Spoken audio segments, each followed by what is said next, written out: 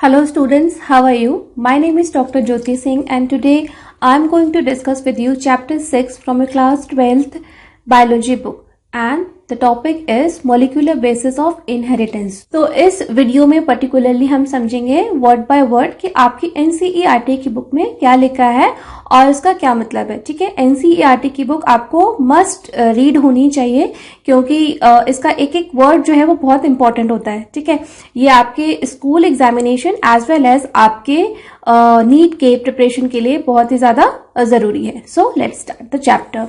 So, in the previous chapter, you have learned the inheritance pattern and the genetic basis of such patterns. तो आपने जो इससे पहले के चैप्टर उसमें आपने पढ़ा था इनहेरिटेंस मतलब एक जनरेशन से दूसरे जनरेशन में कैरेक्टर्स कैसे ट्रांसफर होते हैं और उसका जेनेटिक बेसिस क्या होता है जो कि डीएनए है। ठीक है, एक जनरेशन से दूसरे जनरेशन में हम डीएनए पास ऑन करते हैं, इसी की वजह से हम कैरेक्टर्स को ट्रांसफर करते हैं। ठीक है, और उसका पैटर्न आपने देखा कि 23 पेयर ऑफ क्रोमोसोम्स होते हैं हमारे पास। 23 क्रोमोसोम्स में जो पेयर्स होते हैं उसमें से 23 क्रोमोसोम्स हमें अपनी मदर से मिलते हैं और 23 हमें अपने फादर से मिलते हैं और इस तरीके से हम जो है कैरेक्टर्स को इनहेरिट करते हैं। ठीक है, so at the time of Mendel the nature of those factors, यहाँ पे जो फैक्टर्स कह रहे हैं जिसको कि हम अभी किसके नाम से जानते हैं, जीन के नाम से जानते हैं। ठीक है, तो उस समय जीन नाम का शब्द जिसको हम यहाँ फैक्टर कह रहे हैं मेंडल के टाइम पे ये अभी जो है हम नहीं जान पाए थे। ठीक है,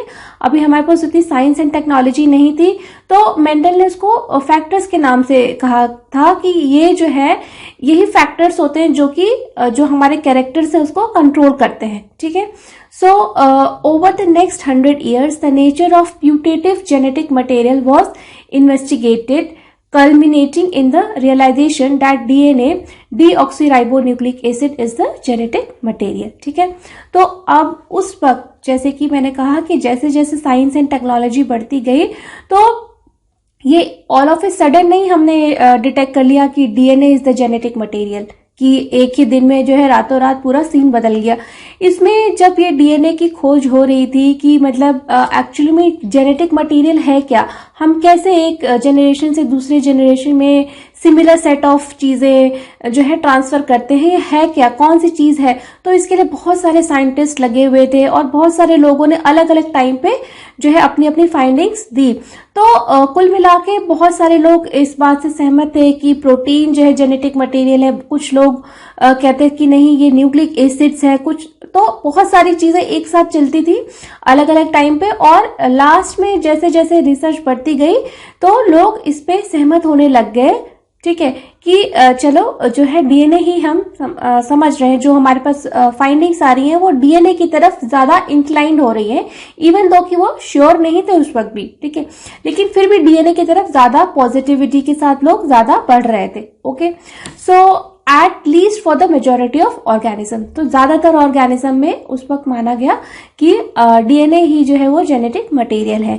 in class 11th you have learn that nucleic acids are polymers of nucleotides. तो जो हमारा डीएनए जिसको हम कह रहे हैं डीऑक्सीराइबोन्यूक्लिक एसिड है, ये जेनेटिक मटेरियल है। ठीक है, और ये किस फॉर्म में रहता है, पॉलीमर्स के फॉर्म में रहता है। ठीक है, और ये जो पॉलीमर्स होते हैं किससे बने रहते हैं, न्यूक्लियोटाइड से। ठीक है, तो जो सिंगल यूनिट होती है उसको हम न्यूक्लियोटाइड कहते हैं और बहुत सारे न्यूक्लियोटाइड्स जब मिल जाते हैं तो वो एक पॉलीमर बनाते हैं जिसको कि हम डीएनए कह रहे हैं, डीऑक्सीराइबोन्यूक्लिक एसिड का एक चेन बना रहे हैं। ठीक है, सो डीऑक्सीराइबोन्यूक्लिक एसिड जिसको कि हम शॉर्ट में डीएनए कह रहे हैं and ribonucleic acid RNA are two types of nucleic acids found in living system. तो न्यूक्लिक एसिड्स जो होते हैं वो दो तरीके के होते हैं, एक होता है डीऑक्सी मतलब जहां पे ऑक्सीजन नहीं है। ठीक है, सो डीऑक्सीराइबोन्यूक्लिक एसिड जिसको कि हम शॉर्ट में डीएनए कहते हैं एंड राइबोन्यूक्लिक एसिड यानी RNA. Okay, so DNA act as genetic material in most of the organism. तो जो डीएनए है ज्यादातर ऑर्गेनिजम्स में, चाहे वो प्लांट्स हो, चाहे एनिमल्स हो, चाहे वो बैक्टीरिया हो, ठीक है, तो ज्यादातर जो भी लिविंग ऑर्गेनिज्म है उनमें जो डीएनए है वही जेनेटिक मटेरियल है। जेनेटिक मटेरियल का मतलब है कि एक जनरेशन से दूसरे जनरेशन में जो भी हम कैरेक्टर्स ट्रांसफर करते हैं उसके लिए रिस्पॉन्सिबल जो फैक्टर है वो है डीएनए। फाइन, सो RNA तो it also act as genetic material in some viruses, लेकिन कुछ वायरसेस में RNA जो है वो जेनेटिक मटेरियल की तरह एक्ट करता है, ठीक है। Mostly function as a messenger RNA, लेकिन जो दूसरे ऑर्गेनिज्म है, ज्यादातर ऑर्गेनिजम्स में DNA जो है वो जेनेटिक मटेरियल की तरह काम करता है और RNA उनकी बॉडी में एक मैसेंजर ऑफ जेनेटिक मटेरियल की तरह काम करता है, न कि डायरेक्टली जेनेटिक मटेरियल की तरह, ठीक है। तो हम इसको धीरे धीरे इलैबोरेट करेंगे कि DNA और RNA नॉर्मल ज्यादातर ऑर्गेनिजम्स में किस तरीके से काम करते हैं, फिर हम एक्सेप्शंस को भी डिस्कस करेंगे, ठीक है, जो कि वायरसेस हैं। Okay, so RNA has additional roles as well as, तो जेनेटिक मटेरियल के साथ साथ जैसे हमने कहा कि DNA is the genetic material और RNA भी कभी कभी वायरसेस में जेनेटिक मटेरियल की तरह एक्ट करता है, लेकिन RNA का फंक्शन ज्यादातर ऑर्गेनिजम्स में क्या होता है, वो फंक्शन होता है जैसे it function as adapter, and these points are very important for your examination point of view, and these questions can come as MCQ. Okay, so you must focus on this. It function as adapter की तरह काम करते हैं। adapter मतलब कि जैसे कि जो हर किसी के लिए अवेलेबल हो, ठीक है। जैसे इसमें है हम RNA के फॉर्म्स भी होते हैं। RNA कितने तरीके के हो सकते हैं, RNA भी जो है 3 तरीके के हमारे पास RNA होते हैं, ठीक है। एक होता है हमारा mRNA, ठीक है, mRNA, फाइन। एक होता है हमारा tRNA, फाइन, और एक होता है हमारा rRNA। तो there are 3 types of RNA, okay. So here M is for messenger RNA, okay. ये मैसेज ट्रांसफर करता है, DNA से जो मैसेज आता है उसको जो है एग्जीक्यूट करता है ये, तो इसीलिए इसका नाम है मैसेंजर RNA। ये है ट्रांसफर RNA, ठीक है। इसी RNA को हम एडेप्टर, ये इसका फंक्शन होता है एडेप्टर की तरह काम करता है। इसके ऊपर जब भी हम प्रोटीन सिंथेसिस होती है तो इसी के ऊपर सारे जो फैक्टर्स होते हैं प्रोटीन सिंथेसिस को शुरू करने के लिए और प्रोटीन सिंथेसिस को एंड करने के लिए, वो सारे फैक्टर्स आके tRNA के ऊपर ही असेंबल होते हैं और इसी वजह से इसका नाम है ट्रांसफर RNA। और इसी वजह से हम RNA के फंक्शन में हम कहते हैं कि RNA act as an adaptor, fine. और RNA मतलब कि राइबोसोमल RNA, ठीक है। ये राइबोसोम्स में ये RNA जो राइबोसोम्स होते हैं वो they are site of protein synthesis, तो ये RNA इकट्ठे होके राइबोसोम्स का जो है फॉर्मेशन करते हैं और वहां पे हमारी प्रोटीन सिंथेसिस होती है। तो अगर एक ओवरऑल होल सोल पूछा जाए तो RNA के क्या फंक्शंस हो सकते हैं, तो तीनों टाइप ऑफ RNA के हम जो है यहाँ पे कंसिडर में ले सकते हैं। तो RNA function as an adaptor, structural मतलब कि जैसे कि हमने कहा मैसेंजर RNA है वो, ठीक है, और वो राइबोसोमल RNA है, तो राइबोसोम्स का फॉर्मेशन होता है smaller unit and larger unit, ठीक है। तो ये हम देखते हैं, ठीक है।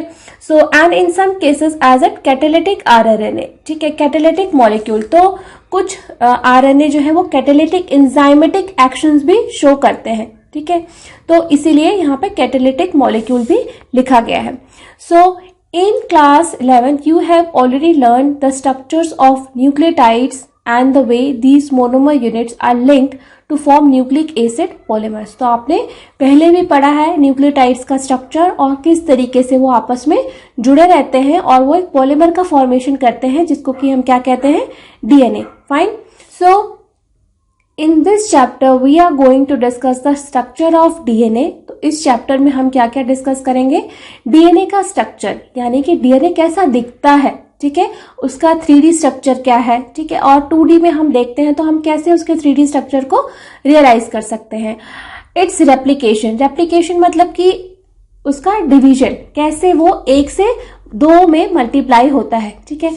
The process of making RNA from DNA, तो हमने कहा कि DNA से ही RNA बनता है और इस प्रोसेस को हम कहते हैं ट्रांसक्रिप्शन, ठीक है।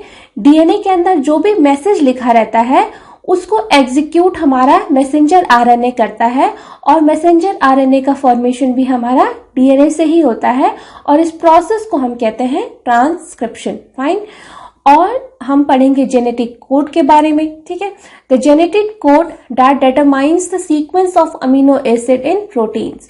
तो जैसे कि हम कहते हैं कि हमारे पास जैसे ABCD में आप अल्फाबेट्स पढ़ते हैं तो देयर आर 26 अल्फाबेट्स, फाइन। और इसी 26 अल्फाबेट से पूरी की पूरी हम बहुत सारे वर्ड्स बनाते हैं, बहुत सारी बुक्स लिखी रहती हैं, है ना। तो वैसे ही there are 20 amino acids basically, और इन्हीं अमीनो एसिड का सीक्वेंस जो है अदल बदल के बहुत सारी प्रोटीन्स की सिंथेसिस होती है। तो किस प्रोटीन में कौन सा अमीनो एसिड किस सीक्वेंस पे आएगा, तो उस प्रोटीन का नेचर, उस प्रोटीन का स्ट्रक्चर जो है वो उस अमीनो एसिड के सीक्वेंस से बदल जाता है, ठीक है।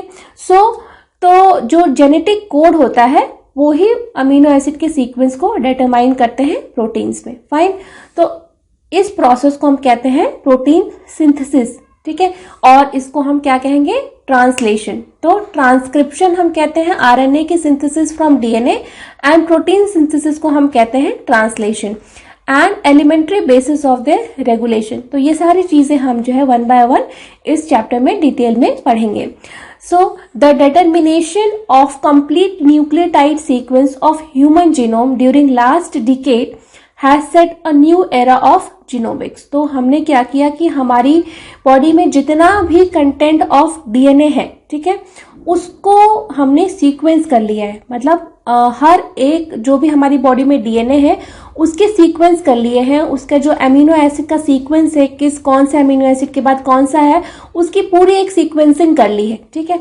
और इस सीक्वेंसिंग के कारण जो है हमारे पास एक जीनोमिक्स, एक न्यू ब्रांच ऑफ बायोलॉजी जो है वो इमर्ज हुई, जिसको कि हम कह रहे हैं जीनोमिक्स, जिसमें कि हम जीनोम की स्टडी करते हैं। जो होल सेट ऑफ डीएनए है उसको हम जीनोम कहते हैं, और इसकी स्टडी को हम कहते हैं genomics, fine.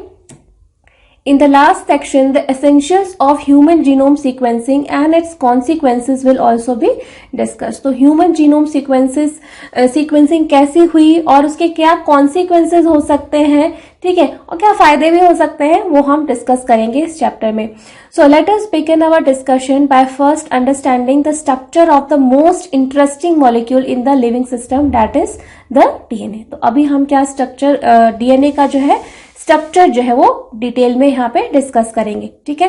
So in subsequent sections we will understand that why it is the most abundant genetic material and what its relationship with RNA. तो हम देखेंगे कि क्यों डीएनए जो है सबसे ज्यादा अबंडेंट है, बहुत मात्रा में, मतलब कि सारे के सारे ऑर्गेनिज्म का जो जेनेटिक मटेरियल है वो डीएनए ही है, और आरएनए से डीएनए से आरएनए कैसे बनता है हम इसके बारे में भी बात करेंगे। तो हम सबसे पहले देखते हैं डीएनए का structure. Okay, so DNA is a long polymer of deoxyribonucleotides. तो डीएनए क्या है, एक पॉलीमर है जो कि डीऑक्सीराइबोन्यूक्लियोटाइड से मिलके बना है। बहुत सारे जो है यूनिट्स डीऑक्सीराइबोन्यूक्लियोटाइड के यूनिट्स जो है वो मिलते हैं और एक पॉलीमर का फॉर्मेशन करते हैं, ठीक है। तो उसको हम कहते हैं डीएनए, ठीक है। DNA is a polymer. So the length of DNA is usually defined as number of nucleotides or a pair of nucleotide referred to as base pair। क्या होता है, जैसे ये डीएनए है तो हम सबको पता है कि डीएनए क्या होता है, डबल हेलिकल स्ट्रक्चर होता है। मतलब एक डीएनए के स्ट्रैंड में 2 धागे होते हैं, ठीक है, वो डबल लेयर होता है और वो ऐसे ऐसे आपस में ऐसे ऐसे कॉइल्ड रहते हैं, कॉइल्ड स्ट्रक्चर में डीएनए रहते हैं, ठीक है। तो अगर हम इसको खोल के देखें तो वो ऐसे ऐसे अगर हम खोल दें, इस कॉइलिंग को खोल दें तो वो 2 स्ट्रैंड ऐसे दिखेंगे, ठीक है। तो ये सिंगल स्ट्रैंड है और ये दोनों को मिला के हम डबल स्ट्रैंड कहेंगे।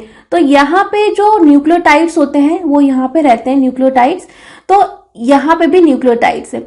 तो ये वाला जो न्यूक्लियोटाइड है ये इस वाले न्यूक्लियोटाइड के कॉम्प्लीमेंट्री रहेगा, ठीक है। तो और ये वाला न्यूक्लियोटाइड इस वाले न्यूक्लियोटाइड के लिए कॉम्प्लीमेंट्री रहेगा। तो ये बेस पेयर है, ठीक है। जो जैसे हमारा डीएनए का स्ट्रैंड है, यहाँ पे एक बेस है और यहाँ पे एक बेस है, तो इसको एक बेस कहेंगे, लेकिन इन दोनों की जो बॉन्डिंग है इसको हम बेस पेयर कहेंगे, ठीक है। तो जो भी हम लेंथ ऑफ डीएनए को अगर हम डिटरमाइन करेंगे, भाई कितना लंबा डीएनए है किसी भी ऑर्गेनिज्म का, जैसे चूहा है, मक्खी है, मधुमक्खी है, ह्यूमन है, काऊ है, बफेलो है, तो हम कहेंगे कि जो बड़ा ऑर्गेनिज्म है उसका जो है डीएनए और ज्यादा लंबा होगा, क्योंकि उसका साइज बड़ा है तो उसके अंदर ज्यादा नंबर ऑफ डीएनए होना चाहिए, है ना। तो हमने इसी वजह से जीनोमिक्स की स्टडी की, सारे ऑर्गेनिजम्स का हमने डीएनए निकाला और उनकी सीक्वेंसिंग की कि उनके अंदर कितने बेस पेयर्स हैं या कितने न्यूक्लियोटाइड्स के हैं, ठीक है। तो the length of DNA is usually defined as the number of nucleotides, और या नंबर ऑफ न्यूक्लियोटाइड सिंगल या pair of nucleotide refer to as base pair. इसको हम बी और पी के नाम से भी शॉर्ट फॉर्म में लिखते हैं कभी, बेस पेयर, ठीक है। So this also is the characteristic of an organism, और नंबर ऑफ न्यूक्लियोटाइड्स किसी ऑर्गेनिज्म में कितने हैं ये उस ऑर्गेनिज्म का एक कैरेक्टरिस्टिक फीचर है। जैसे कि the bacteriophage known as 5X174, ये एक बैक्टीरियोफेज क्या होता है, एक वायरस होता है जो कि बैक्टीरिया के ऊपर अटैक करता है, ठीक है। तो इस वायरस का जब जीनोम सीक्वेंसिंग की गई तो उसके अंदर हमें पता चला कि 5386 न्यूक्लियोटाइड्स हैं, ठीक है, इतने उसके अंदर न्यूक्लियोटाइड्स हैं, फाइन। और bacteriophage lambda has 48,502 base pairs, यहाँ पे बेस पेयर्स नहीं, यहाँ पे टोटल नंबर ऑफ न्यूक्लियोटाइड्स कर दिया गया है, ठीक है। इसको आप 2 से डिवाइड कर दोगे तो हो सकता है ये बेस पेयर्स के फॉर्म में आ जाए, ठीक है। लेकिन यहाँ पे बेस पेयर्स, क्योंकि जीनोम बहुत बड़ा होता है तो हम बेस पेयर्स के फॉर्म में बोल देते हैं ज्यादातर, ठीक है। तो bacteriophage lambda has 48,502 base pairs, जैसे बीपी लिखा है यहाँ पे। और इशर्शिया कोलाई क्या होता है, एक बैक्टीरिया होता है जो कि बहुत ही कॉमनली फाइंड होता है, हर जगह रहता है, ठीक है, आपकी गट में भी है ये।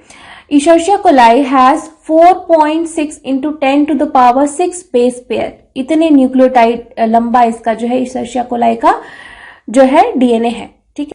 And haploid content of human DNA is 3.3 into 10 to the power 9 base pairs. जो हैप्लॉइड कंटेंट, हैप्लॉइड मतलब जैसे हमारे पास 46 क्रोमोसोम्स हैं और हम कहते हैं 23 पेयर्स मतलब एक क्रोमोसोम में 2 पेयर्स रहते हैं, है ना, मतलब 2 क्रोमोसोम रहते हैं, एक पेयर में 2 क्रोमोसोम्स रहते हैं। तो हैप्लॉइड मतलब सिंगल सेट ऑफ ये 23 + 23। अगर किसी और सेल में जो है 23 ही क्रोमोसोम्स है, सिंगल पेयर है, एक ही मतलब एक पेयर का एक हिस्सा है, तो उसको हम यहाँ पे कह रहे हैं। तो 23 क्रोमोसोम्स में अगर आप देखोगे ह्यूमन के, तो इतने बेस पेयर ऑफ हमारे पास डीएनए का सीक्वेंस है, ठीक है। So let us discuss their structure of such a long polymer. तो इस लॉन्ग पॉलीमर का हम स्ट्रक्चर 1 by 1 डिस्कस करते हैं कि कैसे इसका स्ट्रक्चर हमने देखा और इसके अंदर क्या क्या चीजें हो सकती हैं। तो स्ट्रक्चर ऑफ पॉलीन्यूक्लियोटाइड चेन। तो पॉलीन्यूक्लियोटाइड मतलब एक न्यूक्लियोटाइड की चेन है, पॉलीमर बना हुआ है, ठीक है। So let us recapitulate the chemical structure of a polynucleotide chain, DNA और आरएनए। जैसे आपने क्लास 11 में भी इसका स्ट्रक्चर पढ़ा था, तो एक बार हम फिर से याद करते हैं कि कैसा स्ट्रक्चर होता है डीएनए और आरएनए का, ठीक है। So a nucleotide has 3 components, a nitrogenous base, जो भी एक न्यूक्लियोटाइड जिसको हम कह रहे हैं सिंगल यूनिट, अगर हम देखें तो उसके अंदर क्या क्या चीजें होती हैं, 3 चीजें होती हैं। क्या क्या? एक नाइट्रोजनस बेस होता है उसके अंदर, ठीक है। पेंटोज शुगर, एक 5 कार्बन की शुगर, पेंटोज मतलब 5, पेंटोज शुगर होती है। Ribose in case of RNA and deoxyribose for DNA. तो जो 5 कार्बन बेस शुगर होती है, अगर उसके अंदर ऑक्सीजन है तो वो आरएनए वाली शुगर होगी, जिसको कि हम राइबोज कह सकते हैं। और अगर उसके अंदर ऑक्सीजन नहीं है तो हम कहेंगे कि वो डीऑक्सीराइबोज शुगर है, जो कि डीएनए में प्रेजेंट होती है, ठीक है। तो नाइट्रोजनस बेस हो गया, पेंटोज शुगर हो गया एंड अ फॉस्फेट ग्रुप। तो फॉस्फेट ग्रुप से मिलके बनी रहती है। तो ये 3 चीजें चाहिए होती है, एक बेस, एक पेंटोज शुगर और एक फॉस्फेट ग्रुप। तो ये तीनों चीजें मिला करके न्यूक्लियोटाइड का फॉर्मेशन करती है, okay. There are 2 types of nitrogenous bases. तो नाइट्रोजनस बेसिस को तो 2 कैटेगरी में डिवाइड किया गया है, जैसे कि प्यूरिन्स, जिसको कि हम एडेनिन एंड ग्वानिन कहते हैं, और पिरिमिडिन्स, जिसको कि हम साइटोसिन, यूरासिल एंड थायमिन कहते हैं, ठीक है। तो there are 2 types of nitrogenous base. Nitrogenous base भी 2 तरीके के हो सकते हैं, प्यूरिन एंड पिरामिडिन, ओके। तो प्यूरिन के अंदर 2 चीजें आती हैं, एडेनिन एंड ग्वानिन, और पिरिमिडिन्स जो है उसके अंदर आता है cytosine, uracil and thymine, okay. Cytosine is common for both DNA and RNA. जो प्यूरिमिडीन होता है उसके अंदर साइटोसिन जो है वो डीएनए में भी होता है, आरएनए में भी होता है, ठीक है। And thymine is present in DNA, okay. तो यहाँ पे आपको एक बहुत इंपॉर्टेंट आपको डिफरेंस देखने को मिलेगा, और ये बहुत इंपॉर्टेंट है कि जैसे हमने यहाँ पे डिस्कस किया कि पिरिमिडिन्स 3 होते हैं, एक cytosine, uracil and thiamine, fine. लेकिन जो cytosine is common for both, ये साइटोसिन तो डीएनए में भी होगा, आरएनए में भी होगा, ठीक है, and RNA, and thymine is present in DNA. Uracil, ठीक है, uracil is present in RNA at the place of thymine. जो आरएनए होगा, ठीक है, उसके अंदर यूरासिल होता है, डीएनए के अंदर थाइमिन होता है, ठीक है। तो डीएनए के अंदर हम देखेंगे एडेनिन, गुआनिन, साइटोसिन और थाइमिन होता है, लेकिन थाइमिन की जगह पे आरएनए के अंदर यूरासिल आता है, ठीक है। तो अगर कहीं पे AU लिखा हुआ है तो यानी कि वो जो है आरएनए का सीक्वेंस दिया हुआ है आपको, ठीक है। A nitrogenous base is linked to the OH of first carbon pentose sugar through a and glycosidic linkage to form a nucleoside, ठीक है, such as adenosine और deoxyadenosine। तो क्या होता है कि जो नाइट्रोजनस बेस होता है उसको जो है फर्स्ट कार्बन पेंटोज शुगर के फर्स्ट कार्बन से नाइट्रोजनस बेस जो है वो जुड़ा रहता है और उस बॉन्ड का नाम है एन ग्लाइकोसिडिक लिंकेज, ठीक है। तो ये बहुत इंपॉर्टेंट है, ये भी कई बार एमसीक्यूज में पूछा गया है कि इस बॉन्ड का नाम क्या होता है, ठीक है।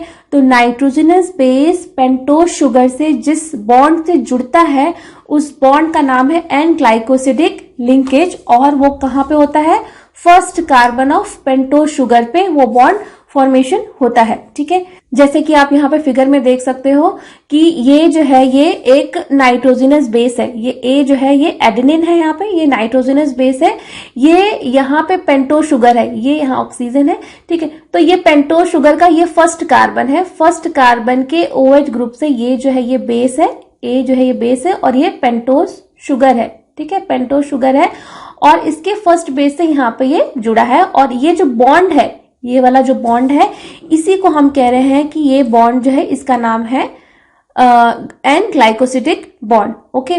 तो base is link to the OH of first carbon pentose sugar through a N glycosidic linkage to form a nucleoside. अब यहाँ पे हम कह रहे हैं न्यूक्लियोसाइड, ठीक है।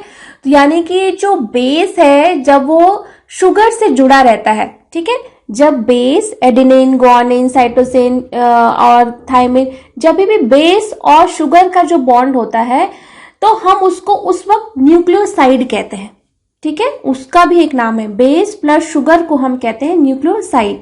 लेकिन अगर हम base plus sugar plus phosphate भी जोड़ दें उसमें तब हम उसको कहेंगे न्यूक्लियोटाइड, ठीक है। जब तीनों चीजें जुड़ी रहती हैं तो हम न्यूक्लियोटाइड कहते हैं, जब केवल दो चीजें जुड़े रहती हैं, जब बेस और शुगर जुड़ा रहता है तो हम उसको न्यूक्लियोसाइड कहते हैं, ठीक है। सो अब ये जो बन जाता है न्यूक्लियोसाइड, इसको अलग अलग नाम हो सकते हैं, जैसे अगर एडेनिन जुड़ा है base, as a base adenine जुड़ा है शुगर के साथ तो हम उसको एडिनोसिन कहेंगे, या अगर डीऑक्सी मतलब अगर ऑक्सीजन नहीं है उसके पास बेस के पास तो हम डीऑक्सी एडिनोसिन कहेंगे, ठीक है, या गुआनोसिन या डीऑक्सी गुआनोसिन कहेंगे, ठीक है, और साइटिडिन कहेंगे या डीऑक्सीसाइटिडिन कहेंगे, एंड यूरासिल और डीऑक्सीथाइमिन कहेंगे, fine. So when a phosphate group is linked to the OH of 5th carbon of a nucleoside through a phosphoester linkage, तो ठीक है, यहाँ पे आप देख सकते हैं कि यहाँ पे ये बेस है आपका, ये शुगर है आपका, और यहाँ पे 5th कार्बन, ये जो कार्बन है ये 5th कार्बन है, ठीक है। तो ये 5th कार्बन से जब एक फॉस्फेट ग्रुप जुड़ेगा, ठीक है, तो अब हम इस पूरे सेटअप को हम क्या कहेंगे, न्यूक्लियोटाइड कहेंगे, ठीक है। अब इन दोनों को हम न्यूक्लियोसाइड कहते हैं, यहाँ पे साइड लगा हुआ रहता है, ठीक है, न्यूक्लियोसाइड, और तीनों को मिला के हम न्यूक्लियोटाइड कहेंगे। और यहाँ पे 5th कार्बन, ये जो कार्बन है ये 5th कार्बन है और इसके ऊपर एक फॉस्फेट ग्रुप से लिंकेज होता है, फॉस्फेट ग्रुप जुड़ता है और इसको हम कहते हैं फॉस्फोडाइएस्टर बॉन्ड, फाइन। तो इस तरीके से फॉस्फेट जो है वो जुड़ता है। तो ये जो फॉस्फेट जुड़ता है ये 5th कार्बन से, इस बॉन्ड का नाम है फॉस्फोईस्टर बॉन्ड, फाइन। तो इस तरीके से हमने देखा कि न्यूक्लियोसाइड से न्यूक्लियोटाइड का फॉर्मेशन कैसे होता है, ओके। सो अ कॉरेस्पॉन्डिंग न्यूक्लियोटाइड और nucleotide depending upon the type of sugar present is form. तो जैसे हमने अभी न्यूक्लियोसाइड में देखा डिफरेंट तरह के न्यूक्लियोसाइड बन रहे हैं, डिपेंड करता है कि कौन सा बेस यूज हुआ है। एडेनिन हुआ तो एडिनोसिन, तो एडिनोटाइड बना था, यहाँ पे एडिनोटाइड बनेगा, ठीक है। तो इसी तरीके से डिपेंडिंग अपॉन द बेस अलग अलग तरीके के जो है आपके परम्यूटेशन कॉम्बिनेशन से आपके जो है डिफरेंट तरह के न्यूक्लियोटाइड्स बनेंगे, ठीक है। So 2 nucleotides are linked through 3-5 phosphodiester bond, okay. तो अब यहाँ पे हमने देखा कि दोनों जो है, एक हमने पूरा न्यूक्लियोटाइड का फॉर्मेशन यहाँ पे बनते हुए देखा कि बेस जो है वो शुगर से जुड़ेगा, शुगर जो है फिर यहाँ पे 5th कार्बन से फॉस्फेट में जुड़ेगा। तो हमारे पॉलीमर की ये फर्स्ट यूनिट, एक जो सिंगल यूनिट है वो ये है, ठीक है। अब ये एक यूनिट है, ठीक है। तो ये यूनिट्स तो अलग अलग तो हमने समझ लिया, लेकिन ये यूनिट्स आपस में एक दूसरे के साथ कैसे जुड़ी हैं, ये जो बॉन्ड है वो ये क्या है, ठीक है। तो यहाँ पे आप देख सकते हो ये फर्स्ट कार्बन है, ये सेकेंड कार्बन है, ये थर्ड कार्बन है, ये 4th कार्बन है और ये 5th कार्बन है। वैसे ही इस मॉलिक्यूल का हम देखेंगे कि ये है फर्स्ट कार्बन है, ठीक है, ये सेकेंड कार्बन है और ये थर्ड कार्बन है, ये 4th कार्बन है और ये 5th कार्बन है यहाँ पे इसका, ठीक है। तो यहाँ पे जो एक मॉलिक्यूल है दूसरे मॉलिक्यूल से 3 यहाँ पे इसी का नाम आ रहा है क्योंकि ये थर्ड कार्बन है। थर्ड कार्बन और साथ ही साथ फॉस्फेट ग्रुप का जो ये है, यहाँ पे फॉस्फेट ग्रुप जुड़ा हुआ है, तो वो फॉस्फेट ग्रुप 5th कार्बन से जुड़ा हुआ है यहाँ पे, ठीक है। तो इस वजह से इस लिंकेज का नाम, इस बॉन्ड का नाम जो है वो 3-5 फॉस्फोडाइएस्टर लिंकेज, ठीक है। ये भी इंपॉर्टेंट है कि एक न्यूक्लियोटाइड दूसरे न्यूक्लियोटाइड से किस तरीके के बॉन्ड से जुड़ा रहता है, तो उसका आंसर है 3-5 phosphodiester linkage to form a dinucleotide. अब ये जो ग्रुप है ये डाई न्यूक्लियोटाइड मतलब 2, अभी तक ये न्यूक्लियोटाइड था, ये भी न्यूक्लियोटाइड था, अब ये दोनों आपस में 3-5 फॉस्फोडाइएस्टर बॉन्ड से जुड़ गए, तो इसका नाम हो गया डाई न्यूक्लियोटाइड। अब इसी तरीके से और भी मॉलिक्यूल्स इसके साथ जुड़ते जाएंगे 3-5 फॉस्फोडाइएस्टर बॉन्ड से, तो ये एक पॉलीमर चेन हो जाएगा। अब हम इसको क्या कहेंगे फिर, पॉलीन्यूक्लियोटाइड। यहाँ डाई न्यूक्लियोटाइड कह रहे हैं, अब फिर बाद में जब बहुत सारे इस तरीके से जुड़ जाएंगे तो हम इसको पॉलीन्यूक्लियोटाइड कहेंगे, ठीक है। So more nucleotides can be joined in such a manner to form a polynucleotide chain. A polymer thus formed has at one end a free. तो जैसे आप यहाँ पे देख सकते हैं कि ये जो पॉलीमर बन रहा है यहाँ पे अल्टीमेटली, यहाँ पे आप देख सकते हो कि एक डैश यहाँ पे जो 5th वाला कार्बन है इसके ऊपर यहाँ पे एक फॉस्फेट ग्रुप है, यहाँ पे एक ये फ्री एंड है, और दूसरी तरफ जो टेल वाला रीजन है वहां पे आप देख सकते हो कि यहाँ पे थर्ड कार्बन के ऊपर फर्स्ट, सेकेंड और ये थर्ड कार्बन के ऊपर ये OH ग्रुप जो है 3- हाइड्रोक्सिल ग्रुप जो है ये फ्री है। तो आगे से 5- एंड फ्री है, ठीक है, 5- फॉस्फेट ग्रुप फ्री है और पीछे से 3- हाइड्रोक्सिल फ्री है, ठीक है। So phosphate moiety at 5- end of sugar which is refer to as 5- end of polynucleotide chain, ठीक है। तो इसी वजह से जो हम पॉलीन्यूक्लियोटाइड चेन का जो 2 एंड रेफर करते हैं 5- 3- एंड आपने कई बार सुना होगा, तो 5- एंड मतलब ये फॉस्फेट एंड यहाँ पे फ्री है और 3- एंड मतलब यहाँ पे 3OH वाला एंड जो है वो फ्री है, इसका कहने का ये मतलब होता है, ठीक है। और which is refer to as 5- end of the polynucleotide chain. Similarly, at the other end of the polymer, the sugar has a free OH of 3rd carbon group, which is referred to as 3- end of the polynucleotide chain. Fine. The backbone of a polynucleotide chain is formed due to sugar and phosphate. तो जो backbone होती है किसी भी polynucleotide chain की वो sugar और phosphate group से मिलके बनी रहती है। बेसिस जो होते हैं वो शुगर से जुड़ते हैं, शुगर जो है वो फॉस्फेट ग्रुप से जुड़ा रहता है, तो बीच में जो है वो बेसिस रहते हैं और जो बैकबोन में रहता है वो शुगर और फॉस्फेट ग्रुप होता है। Okay, so the nitrogenous bases link to sugar moiety project from the backbone. तो जो नाइट्रोजनस बेसिस होते हैं वो शुगर से लिंक्ड होते हैं और वो बैकबोन के थ्रू प्रोजेक्ट होते हैं बीच में, ठीक है। जैसे कि आप यहाँ पे फिगर में देख सकते हो कि ये बेसिस हैं, ये A, T, G, C, adenine, thymine, guanine, cytosine, ये बेसिस हैं, ठीक है।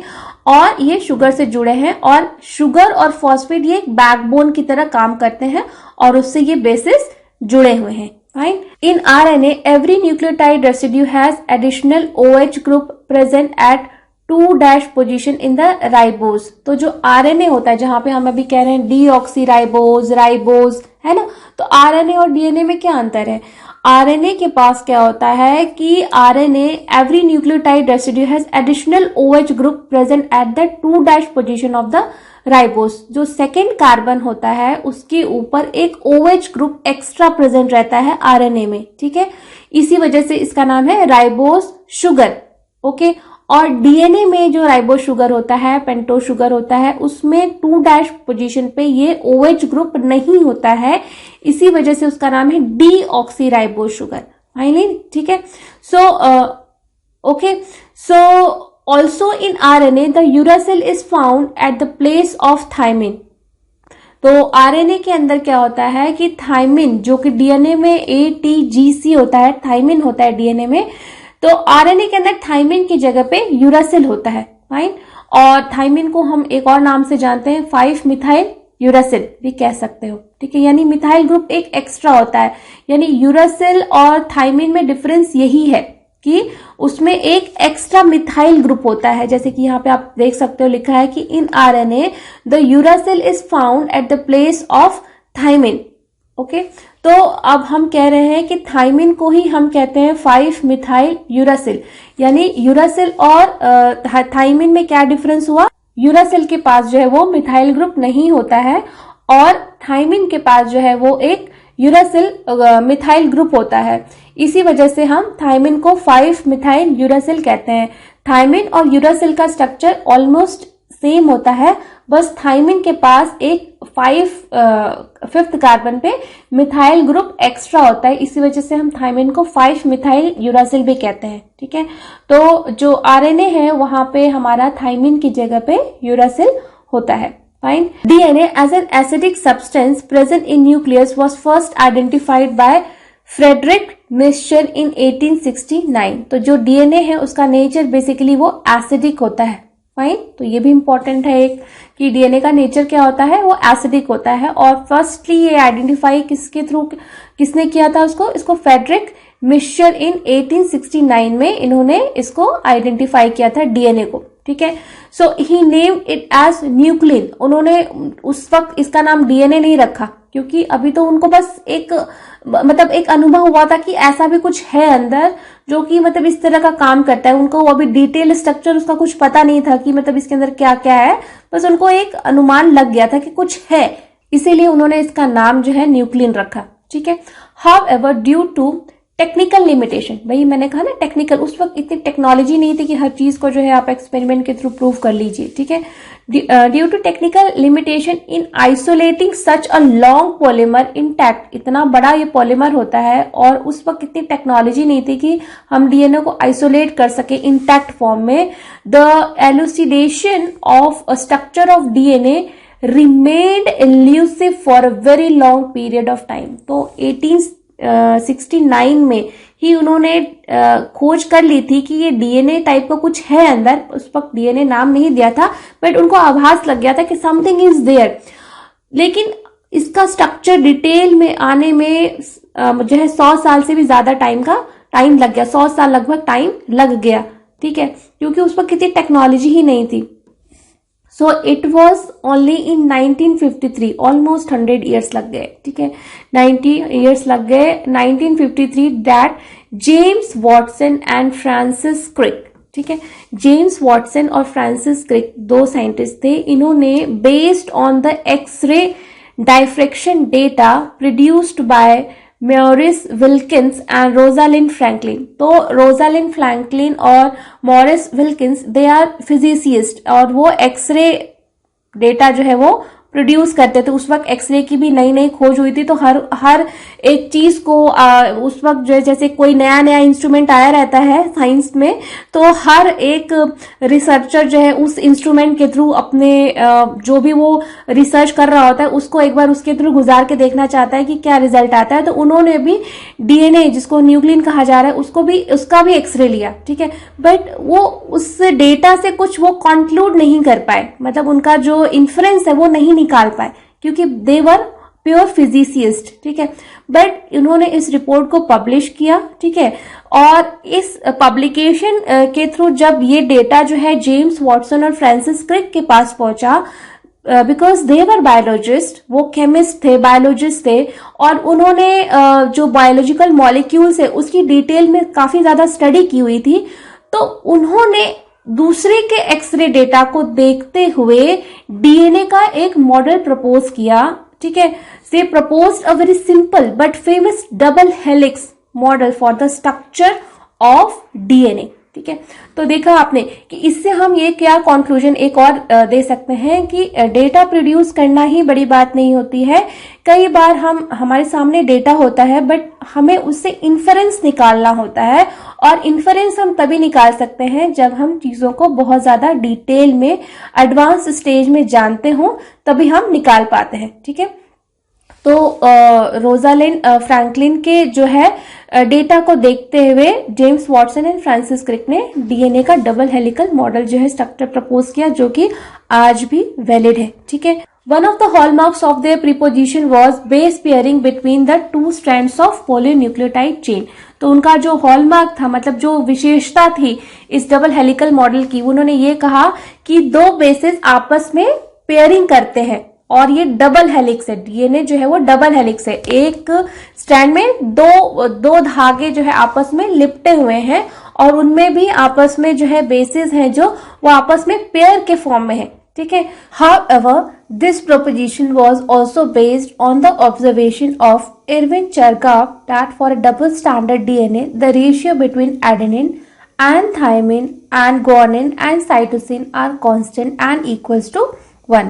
तो ये जो double helical model structure propose किया गया था, इसमें एक दूसरे साइंटिस्ट थे जिनका की नाम था एरविन चारग्राफ, ठीक है। इन्होंने अपनी एक ऑब्जर्वेशन दी कि ये जो बेसिस होते हैं जिससे कि डीएनए मिलके बना रहता है, तो बेसिकली चार बेसिस होते हैं, adenine, thymine, guanine and cytosine.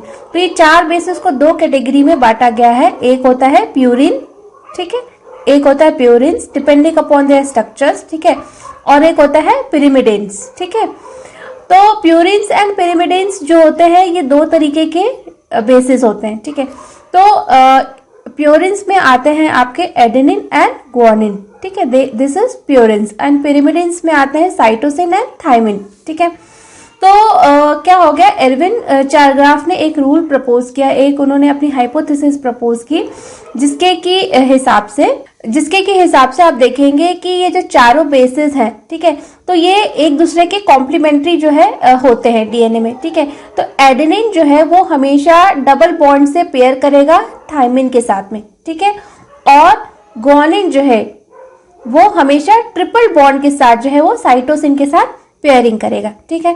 तो एरविन चारग्राफ का जो चारग्राफ्स रूल है उसके अकॉर्डिंग उन्होंने ये कहा कि जो जितना भी नंबर ऑफ ए जो भी ए है, एडेनिन है, उसका नंबर हमेशा जो है टी के बराबर रहेगा, ठीक है, और जो गुआनिन है उसका जो अमाउंट है वो सी के बराबर रहेगा, ठीक है। ये दोनों ही, क्योंकि ये एक दूसरे से कॉम्प्लीमेंट करते हुए होंगे, तो ये इनका जो अमाउंट है, एडेनिन जितना होगा किसी भी डबल हेलिकल डीएनए में उतना ही थायमिन होगा, ठीक है, और जितना ही गुआनिन होगा किसी भी डबल स्टैंडर्ड डीएनए में उतना ही उसमें साइटोसिन होगा, क्योंकि वो उसके कॉम्प्लीमेंट्री होता है, और इनका रेशियो भी 1 होगा, ठीक है। उन्होंने ये कहा चारग्राफ रूल में। जैसे कि अगर आप इसको डिटेल में समझना चाहें, जैसे कि एक डीएनए का एक स्ट्रैंड है, ठीक है, तो उसमें हमने ले लिया ए टी जी सी, ठीक है, फिर ए टी सी ऐसे करके ले लिया, ठीक है। तो जो दूसरा स्ट्रैंड होता है वो डीएनए का इसके ठीक कॉम्प्लीमेंट्री होता है। तो यहाँ ए है तो यहाँ टी आ गया, यहाँ ए आ गया, यहाँ सी आ गया, यहाँ जी आएगा, यहाँ टी आएगा, और यहाँ पे ए आएगा, और यहाँ पे जी आएगा। अगर आप इसमें अगर हर एक का नंबर काउंट करो कि ए कितने हैं, एडेनिन कितने हैं, आप काउंट करिए 1 2 3 4, आप देखेंगे 4 एडेनिन है, ठीक है। आप थायमिन काउंट करिए, आप कितने हैं, 1 2 3 4, ये भी आपको 4 मिलेगा, ठीक है। आप गुआनिन काउंट करिए कि कितने हैं, गुआनिन कितने हैं, तो काउंट करते हैं 1 2 3, आप देखिए गुआनिन 3 है। अब आप साइटोसिन काउंट करिए कितने हैं, 1 2 3, तो 3 है। ठीक है, तो आपने ये देखा कि जो जितना एडेनिन है उतना ही हमारे पास थाइमिन है और जितना ग्वानिन है उतना हमारे पास जो है साइटोसिन है। ठीक है, तो अब हमें पता है कि जो प्यूरिन्स होते हैं, ठीक है, प्यूरिन्स क्या होते हैं, वो एडेनिन और ग्वानिन जो होते हैं वो प्यूरिन्स होते हैं। ठीक है, तो एडेनिन एंड ग्वानिन का रेशियो जो होता है वो प्यूरिन एंड पिरिमिड, ये होता है हमारे एडेनिन जो होते हैं प्यूरिन्स होते हैं। ठीक है, और नीचे जो दूसरे होते हैं साइटोसिन और C+T। ठीक है, ये जो होता है साइटोसिन एंड थाइमिन जो होते हैं ये हमारे पिरिमिडिन्स होते हैं। ठीक है, तो प्यूरिन्स एंड पिरिमिडिन का रेशियो जो होता है वो 1 के बराबर होता है। ठीक है, तो अब यहाँ पे हम देखेंगे कि A कितना है हमारे पास 4 है और ग्वानिन कितना है 3 है। ठीक है, और साइटोसिन हमारे पास कितना है 3 है और हमारे पास थाइमिन कितना है 4 है। तो यहाँ पे टोटल जो है 7/7 और इनका रेशियो कितना आया 1। तो यही चरगाव्स रूल है कि जो इनका रेशियो है प्यूरिन्स एंड पिरिमिडिन्स का, ये डीएनए में हमेशा कांस्टेंट रहता है किसी भी डबल हेलिकल डीएनए में, और ये 1 के बराबर होता है। सो आप देखेंगे कि यहीं पे लिखा है कि the ratio between adenine and thymine and guanine and cytosine are constant and equals to 1. Fine. So the base pairing confirms a very unique property to the polynucleotide chains. They are said to be complementary to each other. तो जो ये base pairs होते हैं एक दूसरे के complementary होते हैं, मतलब एडेनिन जो है हमेशा जो है वो थाइमिन के साथ कॉम्प्लीमेंट्री पेयरिंग करेगा। ठीक है, और ग्वानिन जो है हमेशा ही साइटोसिन के साथ कॉम्प्लीमेंट्री पेयरिंग करेगा। ठीक है, इसका यही मतलब है, कॉम्प्लीमेंट करते हुए है। So the sequence of bases in one strand is known, then the sequence in other strand can be predicted. तो क्योंकि जो ये स्ट्रैंड्स में ये जो डीएनए के बेसिस होते हैं एक दूसरे के कॉम्प्लीमेंट्री होते हैं, तो अगर एक स्ट्रैंड का सीक्वेंस आपको पता है तो दूसरे स्ट्रैंड का सीक्वेंस आप बहुत आराम से प्रिडिक्ट कर सकते हो। जैसे हमने किया कि हमारे पास सपोज मान लीजिए कि कोई स्ट्रैंड है, ठीक है, उसके ऊपर हमने ACGTAG ऐसे करके इसका सीक्वेंस है, तो हमको इसका दूसरा वाला जो डीएनए का हम कहते हैं डीएनए डबल हेलिकल स्ट्रैंड है, उसका सीक्वेंस हमें पता नहीं है। तो अगर इसका सीक्वेंस हम बहुत आराम से पता कर सकते हैं क्योंकि ये बेसिस एक दूसरे के कॉम्प्लीमेंट्री होते हैं। तो ए के साथ क्या जाता है T, सी के साथ जाता है G के साथ जाता है C, T के साथ फिर से A के साथ जाता है T और G के साथ जाता है C, यानी एक कॉम्प्लीमेंट्री ये बनता है। A और T हमेशा साथ में होंगे। ठीक है, A और T। तो एक भी स्ट्रैंड का अगर हमें सीक्वेंस पता है तो हम दूसरे स्ट्रैंड का सीक्वेंस बहुत आराम से डिटरमाइन कर सकते हैं। ठीक है, also if each strand from a DNA, let us call it as a parental DNA, act as a template for synthesis of new strand. The two double-stranded DNA, let us call them daughter DNA, thus produced would be identical to the parental DNA molecules. Because of this, the genetic implications of the structure of DNA become very clear. तो जैसे जब DNA replication करता है, जब एक DNA जो है दूसरे DNA मॉलिक्यूल का सिंथेसिस करता है, तो क्या होता है कि जैसे ये DNA स्ट्रैंड है, ठीक है, ये कॉइल्ड स्ट्रक्चर होता है शुरुआत में। तो जब ये DNA रेप्लिकेशन करने के लिए जाता है तो ये कॉइलिंग रिलीज हो जाती है और हर एक स्ट्रैंड के ऊपर एक डॉटर सेल की सिंथेसिस होती है। ठीक है, तो अब क्योंकि ये जो दोनों स्ट्रैंड है पुराने वाले, ये दोनों ही पहले भी एक दूसरे के कॉम्प्लीमेंट्री थे, तो ये जो नया स्ट्रैंड बन रहा है इनके ऊपर, ये भी इनके कॉम्प्लीमेंट्री ही बनेगा। तो इस तरीके से आप देखोगे कि ये जो नई डॉटर सेल डीएनए बना, ये जो नया डॉटर डीएनए बना, ये दोनों बिल्कुल एक जैसे हैं, आइडेंटिकल होंगे। इस तरीके से हमने देखा कि डीएनए का ट्रांसफर कैसे होता है। एक जैसे डीएनए का एक जैसे कैरेक्टर्स जो हमको दिखते हैं वो इसीलिए होता है कि डीएनए में एग्जैक्टली कॉपी होती है और यही generation after generation pass on होता है। सो अब हम कुछ सेलिएंट फीचर्स पढ़ लेते हैं डबल हेलिकल डीएनए स्ट्रक्चर के, जो कि हमें याद होने चाहिए। और ये जो फीचर्स हैं इनको पढ़ने से और इनको याद रखने से काफी कुछ हमारा माइंड मैप क्लियर होगा कि एग्जैक्टली डीएनए क्या होता है और ये कैसे बिहेव करता है। जैसे कि the salient features of double helix structure of DNA are as follows. पहला फीचर है it is made up of 2 polar nucleotide chain. तो जो डीएनए है it is a double helical structure, ठीक है, यानी कि डीएनए में 2 स्ट्रैंड होते हैं, जैसे हम ऐसे ऐसे करते हैं ना, ये तो एक ये नंबर 1 स्ट्रैंड, ये नंबर 2 स्ट्रैंड, 2 स्ट्रैंड होते हैं, डबल हेलिकल स्ट्रक्चर इसीलिए कहा जाता है, ठीक है। It is made up of 2 polynucleotide chains where the backbone is constituted by sugar phosphate and the bases project inside। तो ये जो आप ये देख रहे हो ये पोर्शन, ये बैक है, ठीक है, ये शुगर और फॉस्फेट से मिलके बना रहता है और इसी के अंदर जो है एडेनिन, यहाँ पे ग्वानिन, यहाँ पे साइटोसिन, यहाँ पे थायमिन, तो ये बेसिस जो है अंदर इसके प्रोजेक्ट किए रहते हैं, ठीक है, बेसिस अंदर रहते हैं और ये बैकबोन फॉस्फेट और शुगर की मिलके बनी रहती है, ठीक है। सो दूसरा पॉइंट है the 2 chains have anti parallel polarity. Anti parallel polarity से हम क्या समझते हैं, हम डिस्कस करते हैं। It means if one chains has the polarity of 5' to 3', the other has 3' to 5'। इसको हम डिटेल में थोड़ा समझते हैं। जैसे कि यहाँ पे आप एक डीएनए का एक सिंगल स्ट्रैंड का स्ट्रक्चर देख रहे हैं, ठीक है, तो यहाँ पे आप देख सकते हैं कि यहाँ पे ये 5', ये फॉस्फेट ग्रुप जो है ये वाला एंड फ्री है यहाँ पे, ठीक है, इस साइड पे, तो इस साइड का नाम हो गया 5'।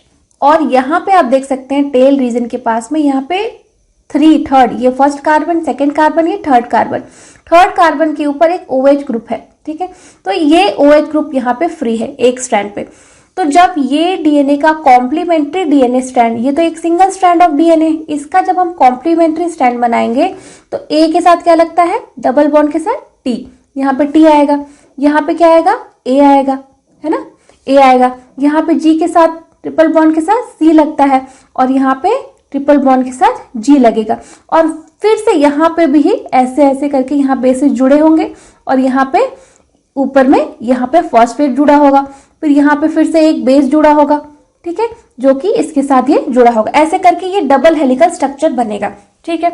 लेकिन ये वाले स्ट्रैंड में यहाँ पे हम देखेंगे कि 5' एंड इस साइड है, लेकिन जब हम ये वाला स्ट्रैंड बनाएंगे ना यहाँ पे, ठीक है, ये टी के साथ में जो शुगर यहाँ पे फॉस्फेट लगेगा, यहाँ पे जो है ये OH ग्रुप यहाँ पे आएगा, ठीक है। एंटी पैरेलल कहने का मतलब ये है कि जैसे यहाँ पे OH ग्रुप हम इस साइड में देख रहे हैं इस स्ट्रैंड के, इस स्ट्रैंड का OH ग्रुप इस साइड होगा और यहाँ पे जो है हमारा फॉस्फेट ग्रुप फ्री होगा। जैसे यहाँ पे ये है तो यहाँ पे हमारा 5' ये होगा। तो कुल मिला के जैसे अगर 2 स्ट्रैंड है तो इस स्ट्रैंड का 5' इधर है, 3' इधर है, तो इस वाले स्ट्रैंड का 3' इधर होगा और 5' इधर होगा। इसीलिए हम कह रहे हैं कि the 2 DNA strands are anti parallel to each other. अब हम थर्ड पॉइंट देख लेते हैं। The bases in 2 strands are paired through hydrogen bonds, जिसको कि हम H बॉन्ड से रिप्रेजेंट करते हैं। जो 2 बेसिस हैं ये डीएनए में, ये हाइड्रोजन बॉन्ड से जुड़े रहते हैं, ठीक है, forming base pairs. Adenine forms 2 hydrogen bonds with thymine from opposite strands and vice versa. Similarly, guanine is bonded with cytosine with 3 hydrogen bonds. As a result, always a purine comes opposite to a pyrimidine. This generates approximately uniform distance between the 2 strands of the helix. तो क्या होता है, जैसे आप यहाँ पे figure में देख सकते हैं, ठीक है, ये एक पूरा स्ट्रक्चर दिया गया है डीएनए के, डबल स्ट्रैंड का स्ट्रक्चर दिया गया है। जैसे मैंने अभी आपको बताया एंटी पैरेलल का मतलब, यहाँ पे आप देख सकते हैं ये 5' फॉस्फेट ग्रुप इधर है और यहाँ पे ये फॉस्फेट ग्रुप इधर है, ठीक है, तो ये दोनों स्ट्रैंड एंटी पैरेलल है एक दूसरे के। यहाँ पे आप 3' देख सकते हो और यहाँ पे ये 3' है, ठीक है। और ये जो बेसिस हैं, जैसे यहाँ पे एडेनिन देख रहे हो, एडेनिन हमेशा कॉम्प्लीमेंट किसके साथ करेगा, थायमिन के साथ, ATGC ऐसे आप याद कर सकते हो, ठीक है। तो A जो है थायमिन के साथ जो बॉन्ड बनाता है, इसको हम कहते हैं हाइड्रोजन बॉन्ड, ठीक है, ये हाइड्रोजन बॉन्ड है, ये जो बॉन्ड देख रहे हो ये हाइड्रोजन बॉन्ड है। और एडेनिन हमेशा थायमिन के साथ डबल बॉन्ड बनाता है, ठीक है, यहाँ पे एडेनिन इधर है, थायमिन इधर है, यहाँ पे भी डबल बॉन्ड है। लेकिन जो साइटोसिन है वो गुआनिन के साथ हमेशा ट्रिपल हाइड्रोजन बॉन्ड से, ट्रिपल बॉन्ड से जुड़ा हुआ रहता है, ठीक है। और ये हाइड्रोजन बॉन्ड होते हैं, लेकिन ये ट्रिपल बॉन्ड है और ये डबल बॉन्ड है, ठीक है।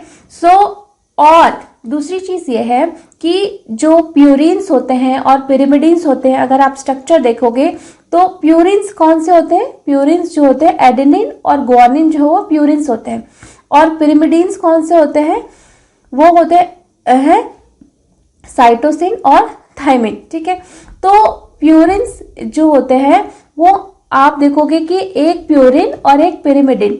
ठीक है, एक प्यूरिन और एक पिरिमिडिन, एक प्यूरिन और एक पिरिमिडिन का जो है ये यहाँ पे आप देखोगे। ठीक है, क्योंकि जी जो है, ग्वानिन जो है वो प्यूरिन है। ठीक है, और साइटोसिन क्या है, वो पिरिमिडिन है। वही आप यहाँ पे भी देखोगे कि जो एडनिन है वो प्यूरिन है और ये जो है वो पिरिमिडिन है। तो ये हमेशा एक प्यूरिन दूसरे पिरिमिडिन के साथ ही कॉम्प्लीमेंट बना रहा है।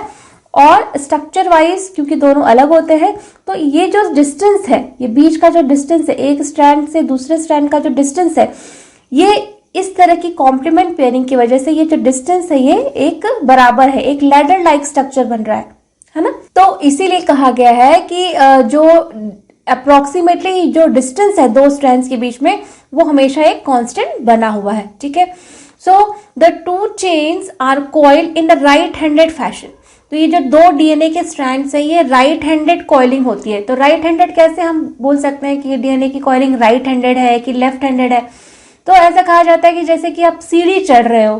ठीक है, तो जब आप सीढ़ी चढ़ते हो तो जो सीढ़ी की रेलिंग है, ठीक है, अगर वो रेलिंग आपके राइट हैंड की तरफ आ रही है, रेलिंग हमेशा राइट हैंड की तरफ आ रही है और मुड़ रही है, तो हम उसको कहेंगे राइट हैंडेड। तो जो डीएनए है, जब हम उसको 3D मॉडल देखते हैं तो कुछ कुछ इसी तरह से मुड़ा रहता है कि जैसे एक सीढ़ी चढ़ रहे हैं और वो जब मुड़ रही है तो उसका जो रेलिंग है वो हमारे राइट हैंड की तरफ है।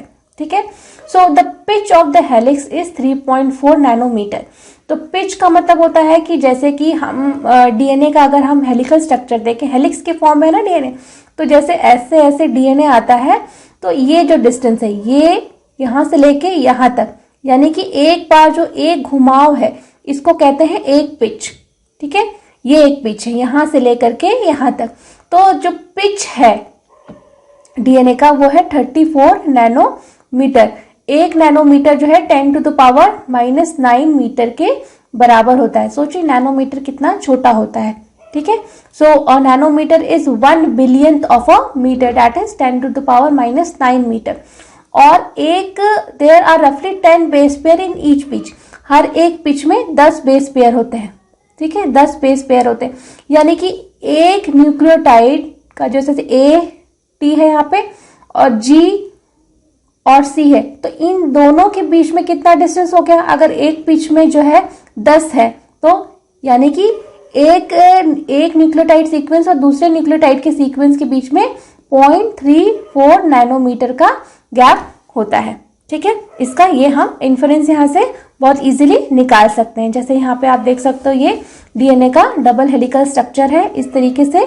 तो यहाँ पे आप देख सकते हो कि ये जो घुमाव है यहाँ से लेकर के यहाँ तक, ठीक है, ये घूम के जो है ऐसे करके आ रहा है।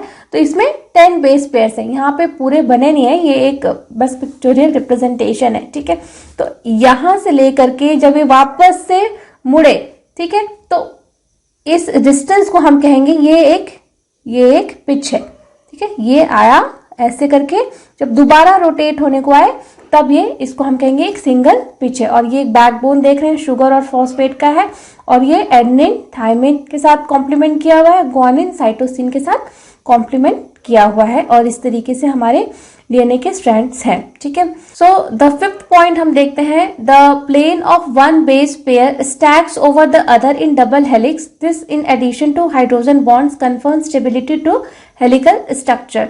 तो ये जो है ये जो बेसिस होते हैं एक दूसरे के ऊपर स्टैक होते हैं, एक दूसरे के ऊपर मतलब एक दूसरे से चिपके नहीं रहते, बस एक दूसरे के ऊपर रहते हैं। ठीक है, तो इसी वजह से इनका एक 3D स्ट्रक्चर भी आता है।